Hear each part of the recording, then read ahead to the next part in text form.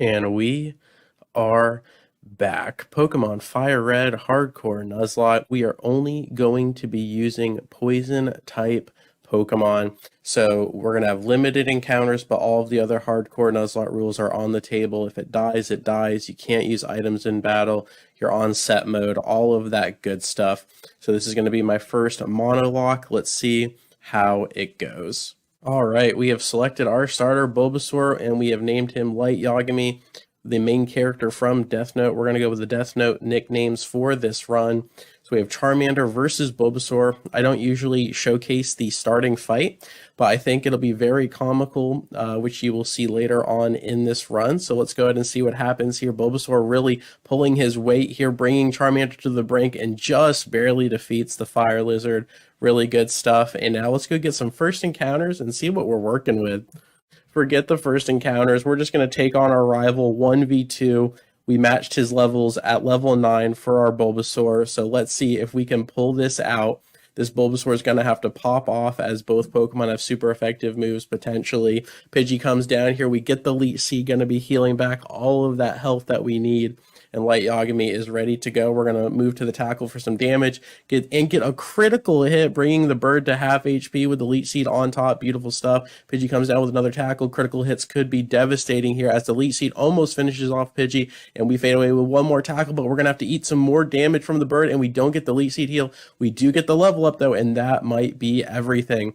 As our rival throws out Charmander, his starter, and now it is a 1v1. We are up in level, so a little bit more tanky, a little bit more chunky, and we get the Leech Seed down. Thankfully, Bulbasaur not missing that crucial move, and Charmander may or may not have Ember, but is not using it, so we are just siphoning off life with Leech Seed, bringing the tackles down, and the scratch thankfully does not crit, so we are still alive, and our heart is still beating, and we go for one more tackle, and we live a scratch, and everything is fine, and now we can go grab some team members in the forest.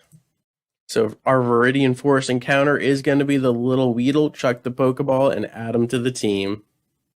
So no tragedies happen. On our way to Brock, we're operating with a Beedrill and a Bulbasaur. At this point in the game, our two poison types filling out the roster. And if you have Bulbasaur against Brock, it really is just a cakewalk. It's almost impossible to lose this fight. I'm sure there is a way you could, but really the Geodude drops with one Vine Whip and Bulbasaur backs up and just takes down the Onix with a second Vine Whip. Just a two-shot. Brock is there, then Brock is gone, and that is it. Really, this fight becomes incredibly hard if you go with the Charmander line, but if you have Squirtle or Bulbasaur, it is no problem. We didn't even have to risk Beedrill's life, so both of our Pokemon are healthy, and now we are ready for some more Poison-type encounters. Our first encounter found on Route 3 is going to be the Nidoran. I absolutely love Nidoking. His moveset is so diverse. Let's throw the Pokeball, secure it, and now we are operating on a team of 3. And then for our Mount Moon first encounter, it is going to be the Zubat. Chuck the Pokeball and secure it. For our Route 4 encounter, it is going to be the Ekans. It does not have Intimidate, so it has Shed Skin for its ability, but we will still take it. It is now time for that second rival fight. We've got 5 team members here, all leveled up to 18 to match our rival's level cap. Ryuk comes down the Nidorino, starting the party off with a double kick, getting some damage down. Pidgeotto responding with the Gust, a little chip off the top. Ryuk with another double kick, getting Pidgeotto into range, but has to tank another Gust here, floating around half HP with a quick attack, popping off here, but we do finish off the Pidgeotto, and now Ryuk, one of our best Pokemon, is hurting. The Abra comes down, and if I'm not mistaken, Abra does not have any moves other than Teleport at this point in the game, so now I'm just trying to set up for the next potential Pokemon that our rival is going to use, and we do have to watch out for that Charmander as it threatens 2 of our Pokemon with super effective fire. So we throw out Light Yagami right here. The Ivysaur comes down, gets 2 Vine Whips onto the Abra and clears it. So now we are 2 Pokemon down, 2 Pokemon to go. And the Charmander comes down. Not playing any games here. We're going to try to put this little Fire Lizard to sleep. The Sleep Powder does connect, but we had to eat an Ember to get to that spot. Will it be worth it? Can we clutch at the Leech Seed? potentially coming down here, and Charmander in its sleep sidesteps and dodges the potentially life-saving move here, but we do get it on the next turn, and now whatever we do, we're going to be getting some health back from that Leech Seed. But he wakes up, the Ember comes down, and if this crits, we lose Ivysaur, but we hold on, get a tackle plus a Leech Seed, and now we are in danger here. We're going to have to swap around and see what happens, who is going to come out here and tank an Ember. Misa is going to be super effective, so we go into the Ekans. It's not evolved yet, but it's going to have to tank this right off. 12 HP, not too shabby. Ember, and then the Leech Seed healing back, but all we have is a Bite to do neutral damage, and the Ember does not crit. Thankfully, we would have lost Rem there, but Leech Seed healing us back, and now I believe we just finish off the Charmander with the Bite. Thankfully, we are faster, and that just leaves one Pokemon. It is the Rattata. We are potentially dead to a Hyper Fang, so we've got to watch out for that, but we're going to swap into Misa. Not the Butterfree, but the Beedrill, and we just tank a neutral quick attack, easy money there, and then the Fury attack comes down 3 times. Tail Whip is there, potentially crit with the quick attack, could finish us off, but the Fury attack comes down, beats Rattata to the punch, and we clear our rival. And then for our Route 24 encounter, it is going to be the Little Oddish, basically just the discount Bulbasaur here with the same typing, chuck the Pokeball, and secure it. Alright, we have avoided all tragedy leading up to Misty. All 5 team members are intact, and we are just going to take her on right here, right now. Staryu comes down, Ivysaur to answer, looking for that super effective stab Vine Whip. We tank a Water Pulse, no problem, no confusion there. Almost one-shotting the Star. Super Potion comes down, heals up the Staryu to a safer space. Vine Whip returning it to the red. Healing range right there. Water Pulse again, no confusion, beautiful stuff, and Staryu falls. It is now just Starmie left in this fight for Misty, and the ace comes down. Neutral Swift connects, not too much damage to worry about there, but it will build up over the course of the battle as Starmie is faster. Starmie is now in the red range, and we could go for the Vine Whip to kill, but instead we pivot to a Leech Seed, thinking that Misty might heal or Starmie might use Recover. The Leech Seed does heal us back. We're holding on with 18 HP. Starmie's got nothing left, but is faster. We're going to have to swap into another Pokemon to tank this Swift and potentially get the Leech Seed to fade away, as Gloom does just that, and Swift comes down. We heal with the Leech Seed, and Starmie is no more. We have completed both the first and the second gym, and now we are on the SSN taking on our rival for, I do believe, the 3rd time here. No casualties. We open up with Misa the Beedrill, getting that Twin Needle down, but it is not very effective. I completely blundered here thinking that it was going to be poison, and Twin Needle is actually Stab Bug, and I just completely forgot about that in this moment. So now we are in a terrible position, as half of my team is weak to either fire or flying. So we go into Amane, the Golbat here for a stab wing attack. We're going to have to tank some sand attacks right here, right now. So we're going to pivot to Ryuk, the Nidorino, just to get rid of that accuracy debuff. We just tank a neutral Gust, which isn't bad, but then we tank that on top, and now we are hurting a little bit, looking at about a 3rd HP. And Kadabra comes down, and it is paramount to one-shot this Kadabra, as it is super effective to the entire team, since it's a poison-only Nuzlocke, and this confusion almost kills Ryuk with a confusion on top. So now we are really hurting, and as you can see, not all Pokemon are level 24, since I didn't prepare properly here. I didn't realize that this fight was going to be so difficult, but when you really think about it, when you only have one type of Pokemon, it makes it incredibly difficult to swap in and out, especially when you have a Kadabra raining down confusion. So thankfully, Golbat's special defense is really nice there. We tank that no problem, and now Golbat's still looking into it. A really good position here as the Hyper Fang connects, chipping Amane down to 29 HP. We get a fadeaway critical onto the Rat, and now only one Pokemon remains, the Charmeleon, and I'm just a little bit nervous. I don't want to lose potentially my Crobat, so I'm really thinking about this. Do we stay in? I'm pretty sure Charmeleon can kill us from that range, whether it's using an Ember or something else. We are definitely dead to critical.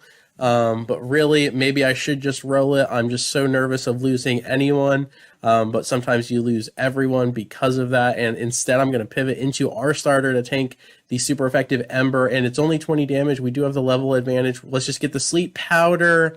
And the critical hit Ember comes down, and we lose our first Pokemon, and at that, it is the starter. Light Yagami fades, the Ivysaur is gone, and then Soichiro comes down. The discount Ivysaur gets the Sleep Powder, and now Charmeleon is asleep, and now we are much safer to swap back into the Golbat. and take on this fire lizard. Really brutal stuff.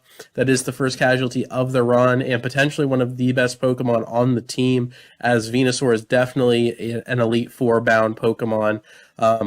Specifically in this poison only type run as well. So just an absolutely monumental loss. On top of that, Ivysaur is fantastic going into Lieutenant Surge in that third gym battle. So I'm not sure what to do from here. That is a pivotal loss, but let's see if we can recover. Wow. All right, let's just dive right in and see if we can beat Lieutenant Surge without losing anybody else. Again, Ivysaur is probably the best counter to him in this Nuzlocke, given the grass and poison type. But let's see if Ryu can start us off here with a super effective stab dig onto the Voltorb. We are faster with the level advantage, dodging that no problem, and it almost one-shots Voltorb. We got to keep in mind Dig is only 60 power in this generation, so it's not hitting nearly as hard as it would in later games. The double kick comes down, bringing Voltorb to half, getting us ready to finish him off with the dig as we dodge a Shockwave from underground and finish off the first Pokemon. So good. So far, so good there, and the Pikachu comes down, only level 18, very lackluster, and Ryuk is about to flex on the cute little Pikachu. So Dig comes down, super effective stab, and it is gone. And now the real, oh, there is a static as well. We're going to have to pop it with the Cherry Berry. That's going to be a little bit of a setback as well as we face off against the ace here, the Raichu, the big old chubby Pikachu. And Dig is still going to do quite a bit of damage, but we want to set up for the long con, so thinking about switching into Soichiro, we're going to go ahead with the Gloom here. The double team comes down, and that might be the beginning of the end as we're thinking about what should we do here. Let's get a Stun Spore so all of our teammates are faster, and so we can just lock it down permanently as we miss 2 Stun Spores. Come on, baby girl. Third time charm. Here we go. Another double team comes down, and another Stun Spore misses. This could be everything as we get paralyzed, and now things are looking so grim. The fourth double team comes down, and Raichu may just dodge every single move we have, but Stun Spore does break through the evasion, and we do paralyze the Raichu as Lieutenant Surge uses a full heal, and Raichu is free to feed as the Shockwave comes down, and Soichiro has a ticking time bomb right now, but we get another Stun Spore through the 5 evasion. Incredible stuff, and Raichu is paralyzed, so now if we can just start chipping away. This is where Elite Seed would be so beautiful as as the Raichu maxes out evasion, and it was just sitting on 4. Now it is times 6, and the chance of hitting it is so unlikely. And so Soichiro, we're going to try to keep the Gloom alive here. We only have limited encounters in this run, so we're going to try to keep everybody alive, and Misa just tanks that up front, and the Thunder Wave comes down, and now we are slower, but thankfully the Raichu is paralyzed. Another Shockwave comes down, Twin Needle misses through the 6 times evasion, and this is not looking good as Rem tanks a Shockwave. The Arbok comes down, misses a bite, and we are looking so bad. The Shed Skin helping out with the paralysis, but the static comes down, and we are paralyzed again, and the Shockwave connects. We're only at 20 HP, now the Snake is hurting, and we're down to 2 Pokemon that are not bleeding out, but Amane cannot tank this as the electric type is super effective to the flying, and the Shockwave comes down, brings us to 34 on the swap. We're going to go into Ryuk, who eats the Shockwave, 19 HP. There's nothing left. We go all in for a stab dig, critical for the one shot from the range. Raichu is paralyzed, and the dig misses, and Ryuk is no longer a Nidoking bound Pokemon. It is a dead Pokemon. We're all dying here. Bite misses. Shockwave comes down, and Amane cannot reach the Crobat status. It is gone, and Soichiro is paralyzed and hoping for more, hoping for a better life, but it cannot as the Shockwave brings it to 5 HP, but the Quick Attack finishes off. The Quick Attack finishes it off, and Raichu lays claim as Misa breaks through with a Twin Needle and almost kills, but the Quick Attack finishes off, and now it's just the Snake. Mindless violence, but the Shed Skin and the 6-time evasion is not enough as Rem is the only survivor to the 3rd gym battle, and I do believe that is it, but let's see how far we can go with just the Arbok. My God. All right, we were almost at the very end of Rock Tunnel. The godlike snake just popping off. We run out of bite PP, and there is no way for me to restock it. I don't have any berries. I would have had to go all the way back through the cave as we get stuck against this Geodude, and we're just going for neutral, or I'm sorry, not very effective rock slides, and it does look like it is the end as Rem holds on with 2 HP, fades away with a Poison Sting. That is not very effective, but we get the kill, but there's still 2 Pokemon, and it's just not happening, and we go for the flinch lock, but we can't get it, and the snake falls, and all we have left are dead HM slaves. Just brutal, absolutely brutal. We have lost our first attempt of this poison-only Nuzlocke. So let's go ahead and trace our wounds, get a better game plan for the next run, and let's just go ahead and pop off. So this is the second attempt. Everything was going really well. We beat our rival. We beat Brock. And we got 2 more encounters going into Mount Moon. And then I misclicked and ended up running into this trainer. And I was getting greedy for the swap train. So like you see a level 6 and a level 8 there. So I would throw out the little guy to get the XP and swap back into a higher level Pokemon. Just because I was getting really tired of leveling up everybody, and that ended up killing me. So we lose Beedrill, and it was one of those where I didn't want to continue the run without Beedrill. So we had the Fate Zero nicknames here. Let's go ahead and crank up the third attempt and just be a lot more patient and a lot more thorough. Let's do it. All right, so third attempt here, went with Zane. I don't even know what the naming theme is here. I was just very undecisive, but it doesn't matter as we get absolutely shish kebabbed in the initial rival fight. On to attempt number 4. All right, I've decided on the Greek alphabet. We're just going to have some fun with the nicknames on this one. We're going to have the classic Charmander Bulbasaur fight, and Alpha is right there and is beaten in the speed battle. 4th attempt down. On to the 5th one. All right, I'm feeling pretty good about this one. 5th attempt comes down. We're trading tackles and scratches. We are trading tackles and scratches. Comes down to the wire, and Alpha falls again. On to the 6th attempt. All right, for the 6th attempt, we've got this. We've got the strat going in. We're going to use Growl just to trim down all of these scratches and see if it helps. But if you look, that is some poor damage, but a critical hit to balance it out, and Alpha fades away with a tackle. We finally clear our rival right out the gate in Pallet Town, and now let's do this. And then what I do differently this round is I go ahead and use our Moonstone onto our Nidorino and secured the Nidoking right off the bat. So our stats are looking really good. We're a lot safer here. And then Gamma just comes in and absolutely lays claim to this rival fight right before May. So just a lot smarter, a lot safer. Let's keep it going. And then you remember that thing I was saying about switch training, you know, with underleveled Pokemon swapping back into the big boys. Well, we had the Leech Seed set up. We swap into the Oddish. We're going to tank a Leer here, and I kind of just bypass it, but then a super effective critical hit peck on top of the Leer one-shots the Oddish from that range, and we now have our first casualty of the second real attempt, or really the 6th attempt in total. Let's keep moving. This time facing Misty, I just went ham with the Vine Whips. We didn't mess around with the Elite Seed. We didn't try to swap around. We just completely popped off. Vine Whip, Vine Whip, Vine Whip. We do eat a critical hit there, but Alpha is good to go. And now we are making our way back to Lieutenant Surge and the SSN and see if we can redeem ourselves from last time. All right, same train of thought as our last rival fight right before the second gym. We've got the Nidoking. The stats are a lot better. He's very strong at this point in the game, and we're going to see if we can just utilize him to sweep our rival's team. The Sand Attack does come down, complicating things a little bit as we now have a chance of missing these 100% accuracy moves, but the Pidgeotto is paralyzed from the Secret Power, and we do fade away on the bird. So looking good there. Get the level 24 as well. Kadabra comes down, and this time we have more than Horn Attack, but we do miss the Secret Power. We're going to have to take a Stab Super Effective Confusion. Thankfully, we do not get confused, and the Citrus Berry bringing us to a safer space for the sweep as the Secret Power does connect on the second try, and Kadabra falls. Probably the biggest obstacle there. The Raticate comes down. The level discrepancy is massive, and Raticate gets absolutely brick-breaked into the high heavens, and we have a super effective Stab Dig onto the Charmeleon, and the rival is no more. It is now time for redemption. Lieutenant Surge here in our second full attempt, our sixth attempt total here. Voltorb comes down. We have the Ivysaur. We dodge the Screech. Really looking good. The Razor Leaf does connect for a good chunk of damage. Shockwave comes down. It is going to be not very effective. We will take that, no problem. And the Razor Leaf finishes off the Voltorb. The Pikachu comes down. Another Razor Leaf prepped and ready to go. Pikachu is gone, but not forgotten. And that just leaves the Ace Raichu. And all we need to do is land one Leech Seed, and no matter what this Raichu wants to do, it will chip away at the health bar. The second double team comes down, and Alpha needs to clutch, and he absolutely does.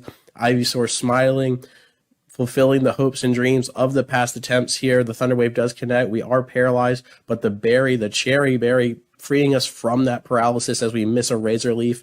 No problem there, as the Leech Seed is the long con here. The third double team comes down. All we really need is one Razor Leaf on top of that Leech Seed to connect. The Shockwave, not very effective. We miss 2, 3, 4 Razor Leafs missed, but we are holding on. No problem. The Leech Seed doing all of the heavy lifting. The Shockwave does come down. Not very effective as we miss another Razor Leaf. Look at the Leech Seed do all of that damage. Another Shockwave here. It is an absolute slugfest as a critical hit connects. Alpha is hurting now, but the Razor Leaf breaks through the evasion, and the Leech Seed finishes off the Raichu.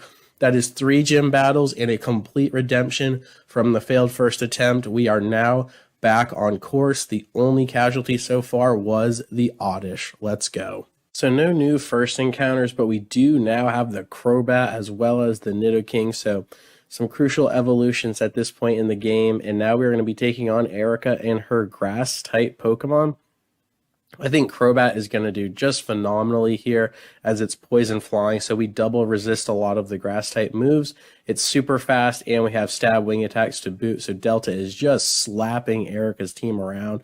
This is just brutal as 2 Pokemon fall. The Vileplume comes down, potentially getting a Stun Spore and Acid combination, but it's over before it began, and Erica forks over her gym badge. So that is 4 gym badges down, 4 to go. Let's go see Giovanni in the hideout here and see what he has been up to.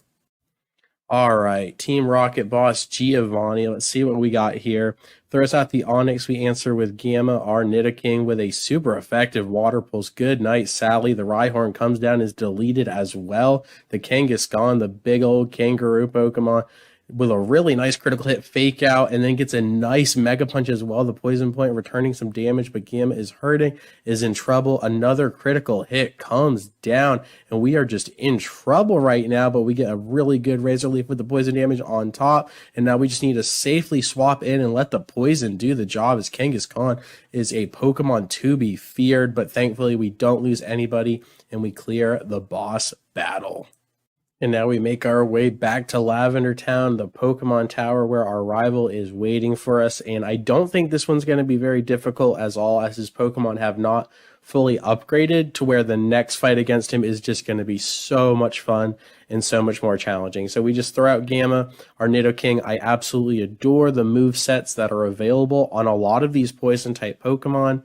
You do forfeit the stab moves since you don't have a lot of good Poison type moves in this game, in this generation. However, they have access to so many good coverage moves, so it just makes it a lot of fun. So the Confusion comes down on the Execute, but we get a really good swap into the Crobat, who has a high special defense, and now we are set up for success with a super effective bite onto the Kadabra. The Gyarados comes down, Intimidate is for naught, but the Reflect wears off as well, which is huge. So actually the Intimidate might be big here, as it does trim down the wing attack a little bit, but it doesn't really matter. The level discrepancy is way too much, as our rival has not been keeping up with the gym leader level cap, and we just get another confuse Ray down. The utility is very nice here, and Charmeleon eats the wing attack, no problem. The Ember comes down, trading blows back and forth here, but our speed is huge in another critical hit, but we do survive, and Delta levels up with the Fade Away. On to the next part of the run. Further into the tower here, we drop back with the Great Ball and secure the Ghastly first encounter. I am super excited for this, as Gengar has really grown on me over these past few Nuzlockes, and we do have trade evolutions on, so let's see how Gengar can operate in this poison type only run. We've got some crucial evolutions in the Venusaur and the Gengar particularly, so I am super excited for this fight. It is one of the closest battles you get in the entire playthrough. So here we go. Iota comes down, the Gengar looking so good with that special attack stat, and it just one-shots the Pidgeot with a super effective Thunderbolt. Absolutely beautiful. The Execute comes down looking for that super effective Psychic move, and we don't really have a perfect answer for this guy, so we're going to kind of shift around and see what we can do here. We send out Delta the Crobat. Very good and defensive in nature. That speed set is glorious, but we do get paralyzed on the switch, so we are slower. And a stab super effective confusion comes down, and we are confused on top. So we are now paralyzed and confused, and we hurt ourselves. So not looking good right now. This little bundle of seeds or eggs is absolutely popping off. We go for the second try here, and we hurt ourselves again. And that is all I am willing to do with the Crobat. Completely neutralized. And now we are really going to have to think about this. And again, there's not a lot of options on the table once you start losing Pokemon. And the Twin Needle comes down, though, very, very good against the Execute. And it's just a one-shot. Little Twin Needle there, 2-tap, and it is gone. And now the Alakazam comes down. We are not faster, but thankfully Alakazam gets greedy for the Future Sight, and we get the super effective critical hit with the Twin Needle, being that stab bug typing. We have learned a lot since our first and failed run, because I thought Twin Needle was poisoned there for a moment, but it is bug and has the chance of poisoning. The big bad Charizard comes down, and now we really have to think about what we're going to do here, because if Charizard just completely goes freelance with its flamethrowers, it can get out of hand and kill multiple Pokemon. Especially the Bumblebee, the Beedrill, and the Venusaur. So we got to be careful there. And do I sacrifice the Crobat? Do I? But I really like that speed and utility that it has. Also, the access to Shadow Ball later on in the game could be very helpful. So I send out the Snake. I send out Epsilon, who tanks a wing attack right off the top. And we're going to go for that quad effective Rock Slide. But first, we got to tank a Flamethrower, and it is enough. It is not enough. And Epsilon goes down. The Arbok not able to withstand this glorious dragon. Iota comes down, has to eat the Future Sight. Thankfully, it is neutral. It is a neutral type move once it is used, even though it is Psychic with the Thunderbolt. It is not enough to kill the Charizard, but thankfully he gets greedy for a Smoke Screen, and we are just going to pivot to a Nightshade for a Ghost Flex on this. It's going to scare the Magnificent Dragon away. The Ghost popping off. The Gyarados comes down, and we do have a 4x Thunderbolt lined up for this. Can it go through the Smoke Screen? It absolutely can, and the Sea Leviathan falls. A glorious fight against our rival. We do lose the Arbok, but out of all the Pokemon in the squad, I think that was the best option on the table, especially since it didn't have Intimidate. Shedskin was good, but it wasn't the best. So beautiful stuff there. Let's go see if we can beat Giovanni once again, and let's just keep moving forward. All right, the Silph showdown continues. Boss Giovanni at the top here. Sends out the Nidorino. We answer with Delta the Crobat. I don't really know what my thought process here was, other than Nidorino has no moves that can really damage us, given its access to like Double Kick, Poison Stings, and such like that. So we just completely tanked that out with the Crobat. Beautiful stuff. Glad we didn't sacrifice her in the last fight, but the Rhyhorn comes down, and now we are going to pivot into a different Pokemon. As you can see, the Arbok is no longer with us. Gamma comes down, an absolute staple. Dodges the Scary Face on the swap, does not even care about this Rhyhorn. Sends out the quad effective Water Pulse. Goodbye. And now the Kangaskhan comes down, the absolute monster Kangaroo. The Brick Break connects. It is going to be a 3-shot, though. The Rage responds, gets the Kangaskhan Poison, which is absolutely beautiful. Poison Point adding up there, but we pivot to a Secret Power instead of a Brick Break. I'm not sure what happened there. I think that was a misclick. What have I done? And we go in for another Secret Power, and it fades away with a critical hit there. Great stuff. And now the Nidoqueen comes down. We do have a super effective Water Pulse as well as a super effective Dig here. We have options. We go for the Water Pulse with the potential Confusion, and we do get it. And the Nidoqueen faces off against the Nidoking, but cannot break through the Confusion. Really good for Gamma here. We dig down. We are 3 levels down, but we are going to try to surprise the Nidoqueen from under the ground, a la Neji and Naruto. Pop up, punch her in the chin, and the Confusion is paying dividends, and Nidoking is absolutely popping off and fades away with a Water Pulse against its Pokemon counterpart. Absolutely ridiculous. This Nidoking is snatching MVP from everyone right now. Here we're just going to grab the Venonat encounter in case we need the Venomoth for later. Our team is looking really good, and we're going to pop into the Safari Zone and get some more encounters there as well.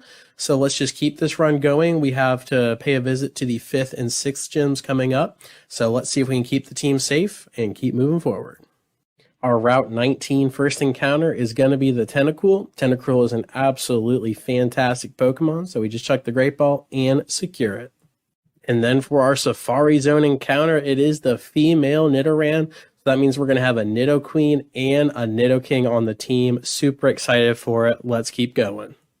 It is now time to take on the 5th gym leader, Koga, with his Poison-type Pokemon. So we have Gengar here with the only Psychic TM in the game, but man, is it going to be helpful for this gym battle. Coughing comes down and is gone. Smiles in defeat. Iota absolutely popping off in this run. Muck comes out next. Can it withstand a Psychic? It absolutely can. It's not Stab. It does manage to get the Minimize off for the Evasion Cheese, much like the Raichu. Then I pivot to a Nightshade. I think for a while here I thought Nightshade was kind of like Feint Attack and wouldn't miss, but it actually does have a miss chance just like any other move. However, we just did it for the style points as another Coughing comes out and falls. Gengar is an absolute monster. We go for yet another Psychic, and Wheezing, the ace, goes down in one shot. Gengar absolutely paving the way, and now it's time to go take the 6th gym leader on and see if we can keep this run going without losing anybody else. Let's do it.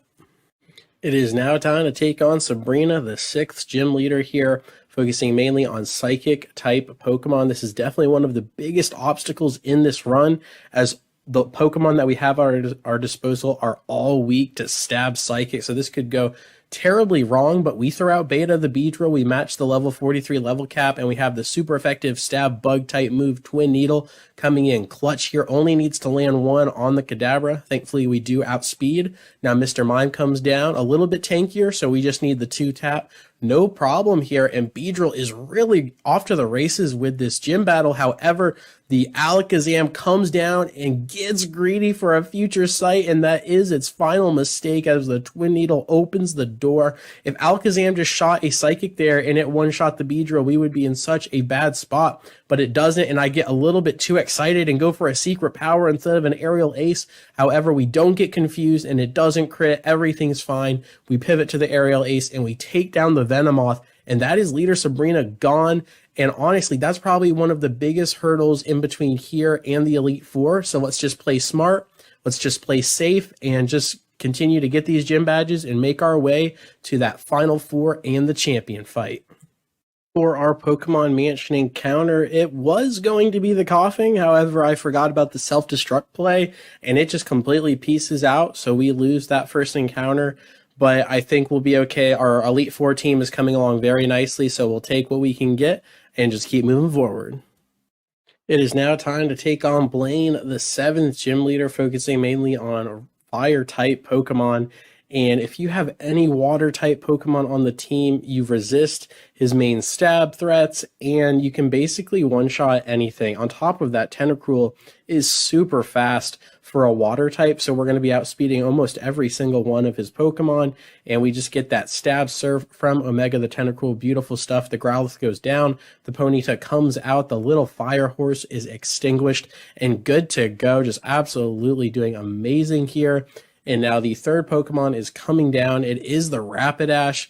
A little bit more scary, but if it can't live a surf and dish out damage, it does not matter, and its special defense is not enough. It goes down as well, and that only leaves the Ace Arcanine with a 2nd Intimidate, but we are not phased as this is special attack, and Arcanine does hold on with that level discrepancy and gets off a nice takedown, but all Blaine can do is heal from this point on, and since Tentacruel is faster, we're always going to win the speed battle when it comes to healing. So we just keep the surfs raining down. We're bringing the ocean down on top of this Fire Dog, and is it enough? Arcanine barely holding on, but Blaine is out of healing options, and it finally falls. The dog drowns, and we secure the 7th gym badge for this run.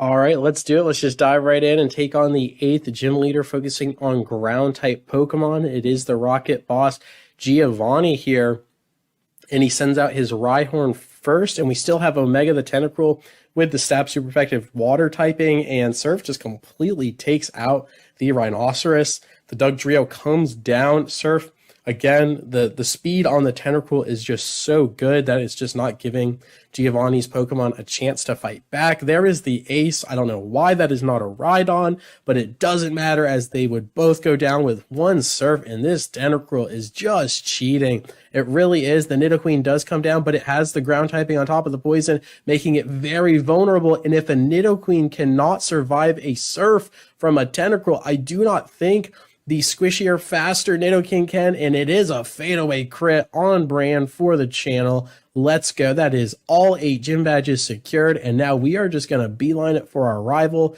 and that's probably going to be a lot closer in nature, so look forward to that. Let's do this thing. All right, the final big fight before the Elite Four. Our rival comes running around the corner, and this is going to be potentially a 6v5 or a 6v6. Beautiful. It's full team versus full team, fully evolved. Everybody is looking good for the most part.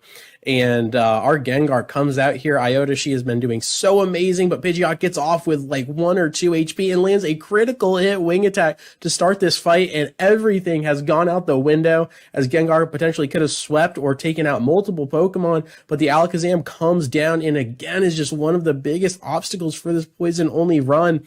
I've said it once, I'll say it again, but the Beedrill comes down for a potential Twin Needle revisit, but this time Alakazam does not get greedy for a Future Sight and takes out Beta with one shot, and now it is an absolute firing range, but we send out Delta the Crobat, who has access to a physical Shadow Ball, a physical damage move, which is amazing since Alakazam's physical defenses are like paper, and Alakazam falls, and now we can calm down a little bit as the rest of the fight has really opened up.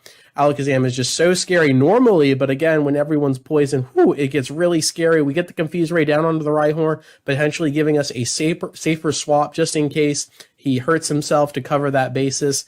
And now we are thinking, should we throw an Alpha, the Grass type, or maybe Omega, the Water type? But again, both a little bit more vulnerable because of the potential Stab Earthquake that Rhyhorn has available. So hopefully Rhyhorn can just smack himself in the face, and he absolutely can, give Venusaur the open window to get a 4 times Razor Leaf down, and it does take down the Rhino. And now we got the Charizard, the Ace, level 53 Fire Dragon, looking absolutely fantastic. However, we do have the Water Jellyfish here to taper this Flamethrower. Hopefully no burn to add up on the damage. Beautiful stuff there. Looking for a Stab super effective Surf, and that speed stat is just remarkable. It really is on the Tentacruel, tanking a wing attack and holding on for dear life as the Charizard falls. Really good stuff there. 2 Pokemon to go. The Execute has not evolved yet, actually. Our rival holding out on us as we go in with the Ice Beam. It is super effective, and it is enough to take down the Seeds. Really good stuff. And now the Gyarados, the Sea Leviathan himself, is completely thwarted with the Intimidate because of the clear body, but that's okay. And we do have a super effective Thunderbolt on Iota, but the health bar is just not there. So we throw in Venusaur for the neutral water, or the not very effective water against the grass. Get the Leech Seed down for a more drawn out fight here. It goes for a not very effective Hydro Pump on top of Gyarados' special attack, which is absolutely terrible. So Leech Seed is actually going to do fantastic here as we move into a neutral Razor Leaf. Potential for crit as well with the high crit chance, the Leech Seed adding up, and Gyarados not really having a window to crawl through here. And we get the paralysis on the secret power. It was meant to be Venusaur versus Gyarados. Charizard is not here to take out the starter, and we are looking so good as we just lean into secret power. Forget the mischance on the Razor Leaf, and the Leech Seed fade away. Gyarados falls, and that is our rivals team. Next time we'll see him, it'll be at the Elite Four to win it all. And we have busted down the front door of the Elite Four. The first member up is Lorelei here with primarily Ice-type Pokemon. Let's go ahead and see if we can just get a clean sweep here. No casualties, no shenanigans. We send out Alpha, our Venusaur, to get the party started, and we go all in on the sleep powder just to put the Dugong, the discount Lapras, to sleep while we try to set up the Sunny Day Solar Beam combination. And Dugong is just taking a nice nap here. We've got the Sunlight, and now Solar Beam is going to skip that charge up turn and just go straight for the Wombo combo. The massive damage comes down, and Dugong cannot survive, as that's going to be, I believe, 180 power times 2, and Venusaur's special attack is really high, and Slowbro can't even tank that, and Slowbro is pretty darn tanky.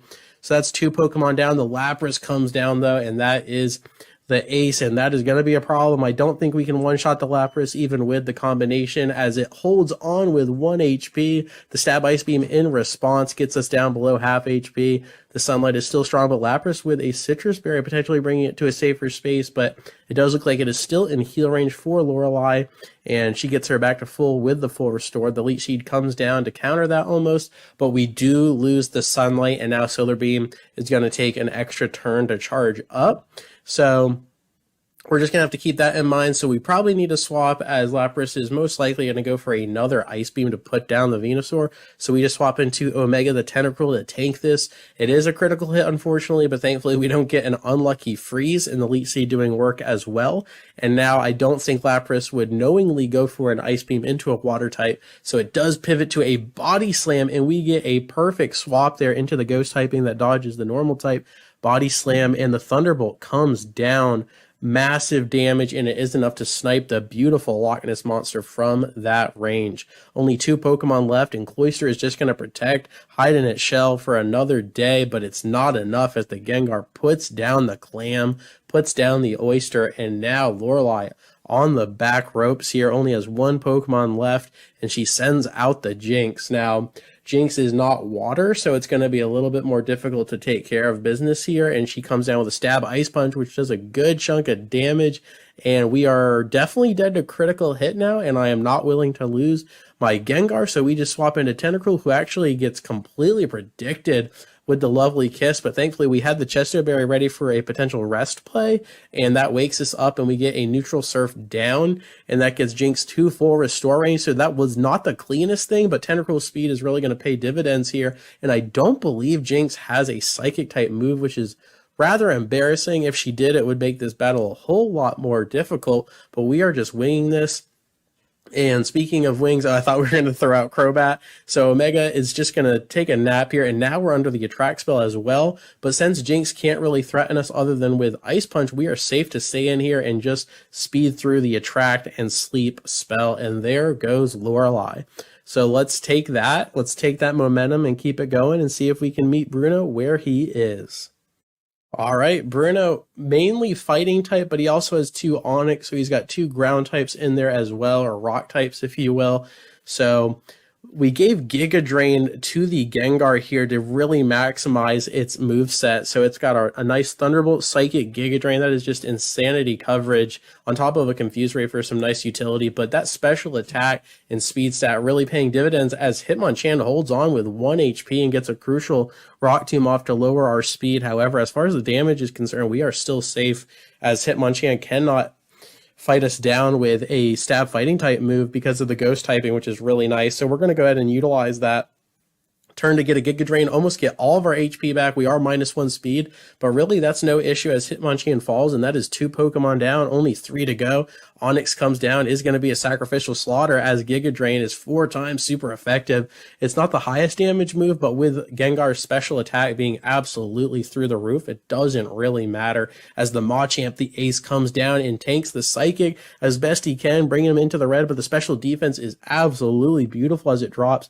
Machamp trying to raise its deep physical defense and attack, but it's not going to be enough as Psychic just snipes the Machamp from where the Citrus Berry brings him back to, and Bruno is absolutely devastated right now as his Pokemon is just getting wiped out in front of him, and Hitmonlee holds on with 1 HP as well, but the special defense is beautiful there. Foresight trying to lock onto the Ghost, the full restore bringing Hitmonlee back to full HP, but with that special defense drop, this Psychic will be clear to go, and there goes Bruno's team. My gosh, that was no time at all, and I do believe let's just go take on Agatha, and let's see what happens.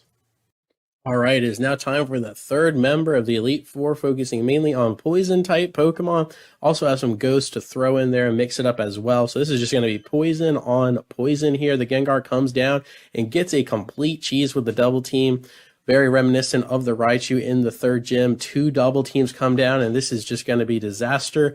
This is going to be an absolute disaster if we cannot connect any of these Shadow Balls, and that is 3 double teams, and Sigma cannot see. Sigma has gone blind. The Nidoqueen is just stumbling in the dark, but it does manage to land a Shadow Ball through all the evasion. Can we just land one more here as Gengar is smiling so evil, just ready to cause mayhem, and we miss yet another Shadow Ball, and Gengar is going for that 6-time evasion and then gets a Confuse Ray on top. The Person Berry pops. We miss yet another Shadow Ball. We miss 3 Shadow Balls in a row. The Shadow Punch comes down and starts chipping away. We miss again, and we hurt ourselves, and we are just getting absolutely bamboozled. That Sigma breaks through the confusion but cannot land the Shadow Ball, and Gengar is chipping away with these Shadow Punches, an absolutely atrocious physical attack stat with the Ghost typing in Gen 3, but it is doing the job as Nidoqueen is gone, 39 HP, cannot even stay out, and we can't clear the first Pokemon from Agatha, all because of Double Team, an absolutely incredible showing here by the Gengar. So we swap into our Crobat, and all we need is 1 Shadow Ball, but we miss, of course, and another Confuse Ray comes down. Delta's going to have to fight through this, hurts itself twice on top of Shadow Punches, gets a little reprieve from the Oran Berry, but we do get the Shadow Ball, and it almost one-shots the Gengar. It does get a nice special defense drop. However, that does not apply to Shadow Ball since it is physical in this generation.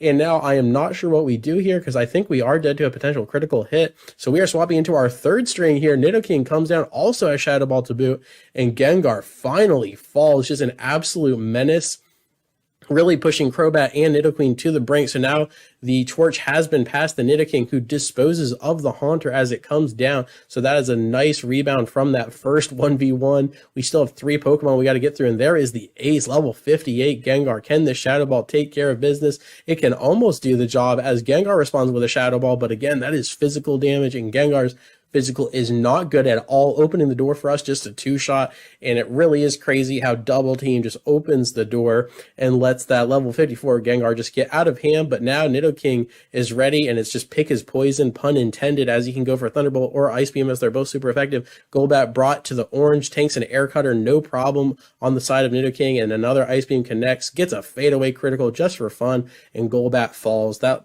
brings us to Agatha's final Pokemon. It is the Arbok.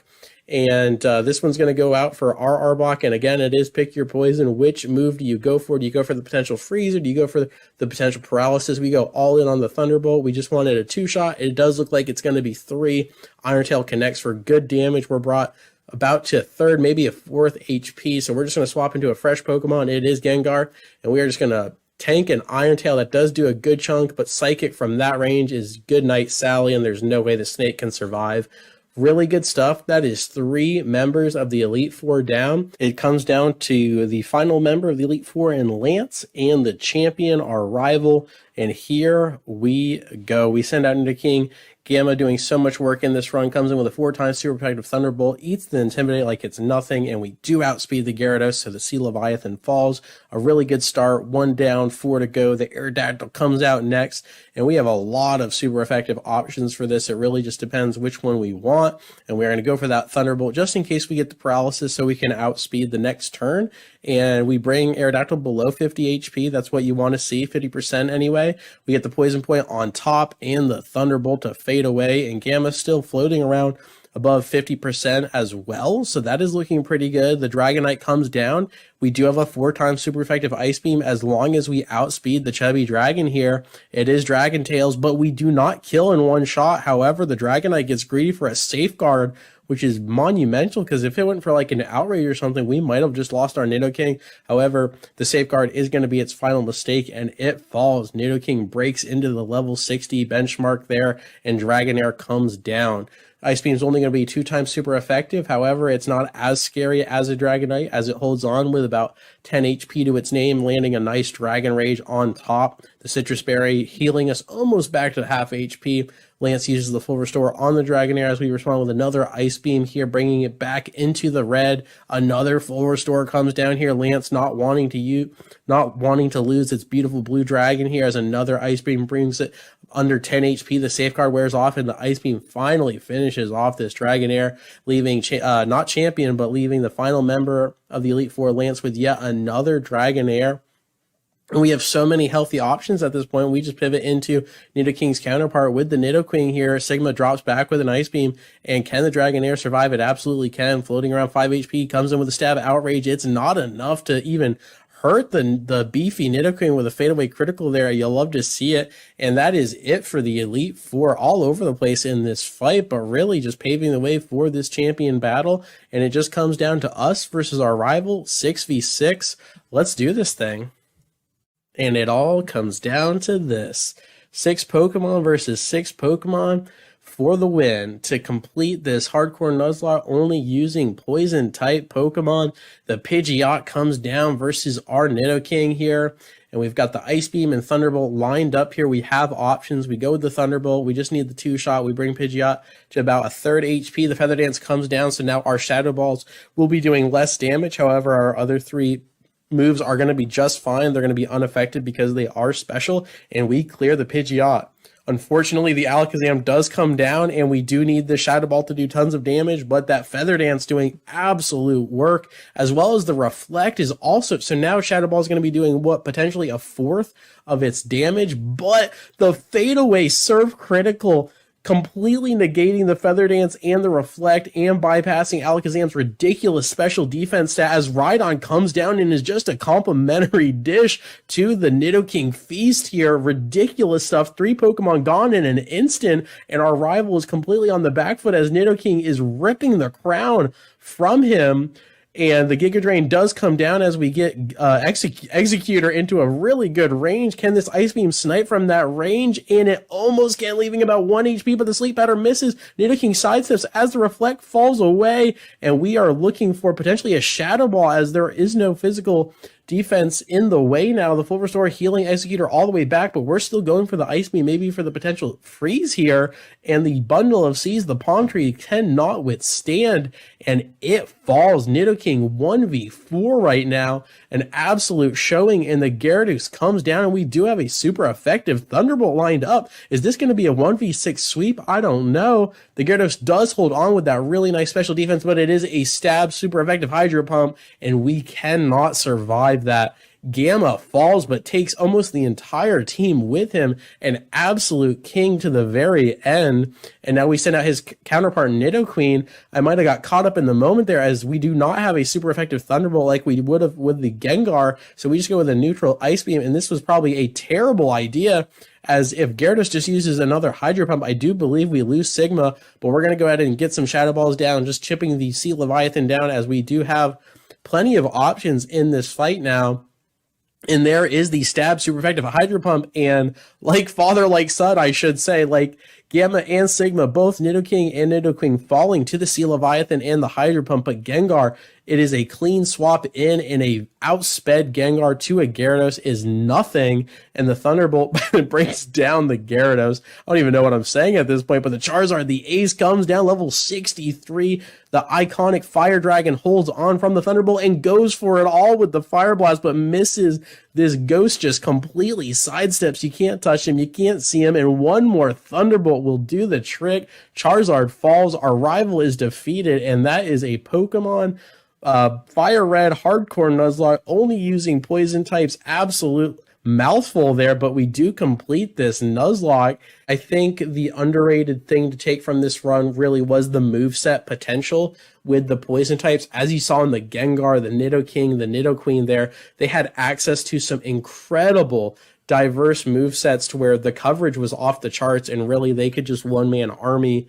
And yeah, really, Nidoking and Gengar doing so much work. As always, thank you so much for your time. I really do appreciate it, and I will catch you on the flip. Peace.